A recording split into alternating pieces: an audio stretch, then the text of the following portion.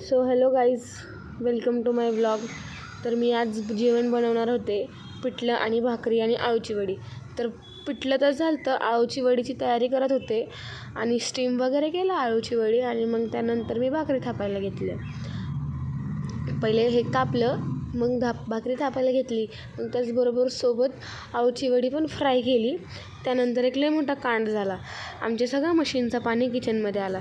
ते पुसलं, मग निवांत जेवायला बसले. मग विचार केला अभ्यास करावा, तर हे चालू झालं. हे झालं तर मग दुसरं नाटक चालू झालं. मग आम्ही खाली आलो, चहा वगैरे पिला.